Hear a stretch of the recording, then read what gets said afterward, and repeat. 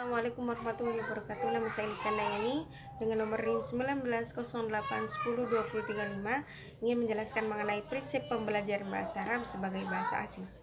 Belajar bahasa Arab atau bahasa asing berbeda dengan belajar bahasa ibu.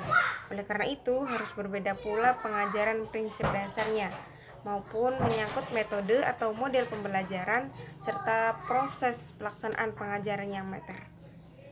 Bidang keterampilan pada penguasaan meliputi kemampuan bahasa Arab, menyimak atau listening competence atau maharo al-istima, kemampuan berbicara speaking competence atau maharo al-takallum, kemudian kemampuan membaca atau reading competence, maharo al-qiraah, dan kemampuan menulis writing competence atau maharo al-kitabah.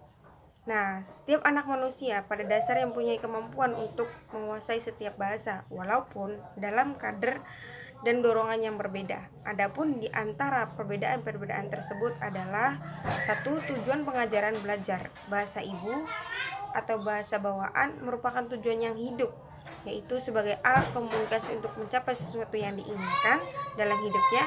Oleh karena itu, motivasi untuk belajarnya sangat tinggi.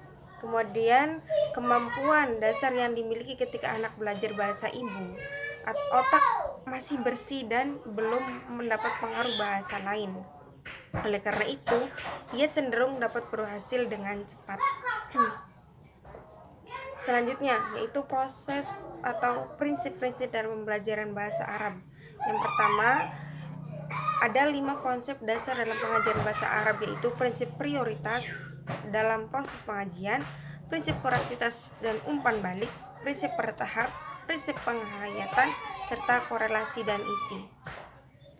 Prinsip prioritas dalam pembelajaran bahasa Arab. Ada prinsip-prinsip prioritas dalam penyampaian materi pengajian, yaitu pertama, mengajarkan, mendengarkan, dan bercakap sebelum menulis. Yang kedua, mengutarakan atau mengarahkan kalimat sebelum mengajar kata. Ketiga, menggunakan kata-kata yang lebih akrab dengan kehidupan sehari-hari sebelum mengajarkan bahasa sesuai dengan penutur bahasa.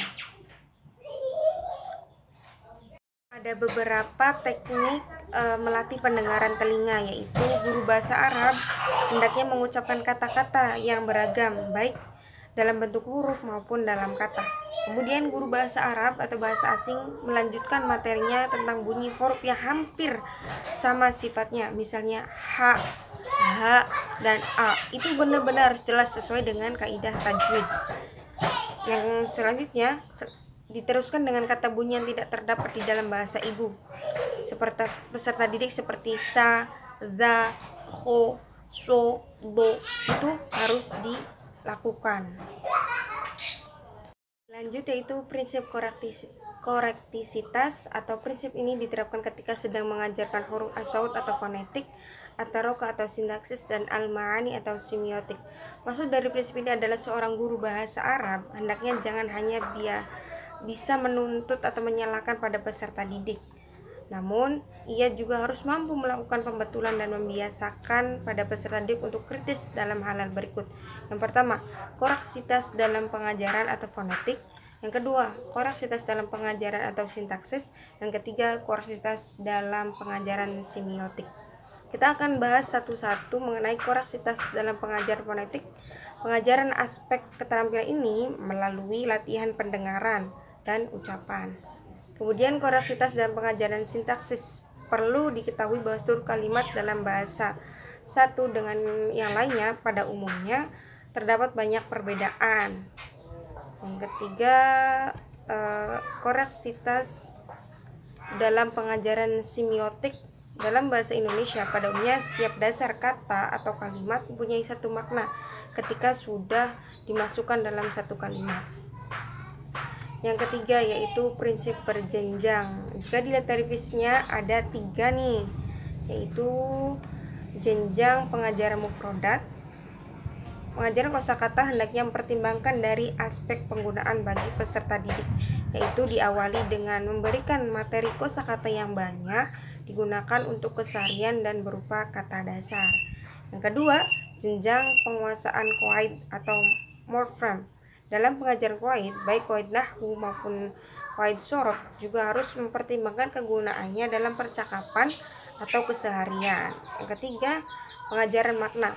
Dalam pengajaran makna, kalimat atau kata-kata, seorang guru bahasa Arab hendaknya mulai dengan milih kata-kata atau kalimat yang paling banyak digunakan atau ditemui dalam keseharian mereka. Nah, untuk itu dilihat dari teknik pengertian pengajaran bahasa Arab, tahapannya dapat dibedakan sebagai berikut. Pertama, pelatihan melalui pendengaran sebelum melalui penglihatan. Kedua, pelatihan lisan atau pelafalan sebelum membaca. Ketiga, penguasaan kolektif sebelum individu. Dan langkah-langkah aplikasi, ada 8 langkah yang perlu diperhatikan teknik di atas berhasil atau dapat terlaksananya. Memberikan contoh-contoh sebelum memberikan kaidah gramatika, karena contoh yang baik akan menjelaskan gramatika secara mendalam daripada gramatikanya saja. Yang kedua, jangan memberikan contoh yang hanya satu kalimat tapi berbagai kalimat sehingga membentuk variasi-variasi kata baru. Yang ketiga, mulailah contoh-contoh dengan sesuatu yang ada di dalam ruangan kelas. Contohnya seperti daftarun, buku tulis, kursiun, kursi, maupun saburotun, papan tulis, seperti itu.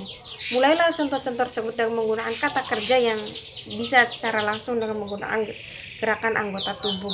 Yang kelima, mengajarkan kata sifat hendaknya menyebutkan kata-kata yang paling banyak digunakan, lengkap dengan pasangannya. Misalkan abyad dengan aswad, atau dalam bahasa Indonesia kan itu putih dengan hitam.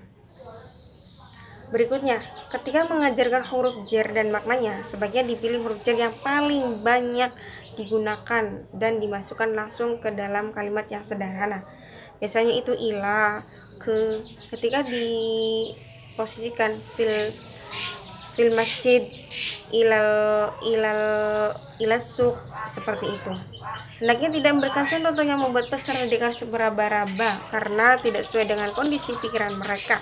Yang terakhir, peserta didik diberikan motivasi yang cukup untuk berekspresi melalui tulisan, lisan, bahkan mungkin ekspresi wajah, agar mereka merasa lebih langsung dengan proses pengajaran yang baik. Kurang lebihnya seperti itu teman-teman. Apabila ada kekurangan, mohon dimaafkan. Billahi taufiq wal hidayah. Wassalamualaikum warahmatullahi wabarakatuh. Jangan lupa like, comment, and subscribe.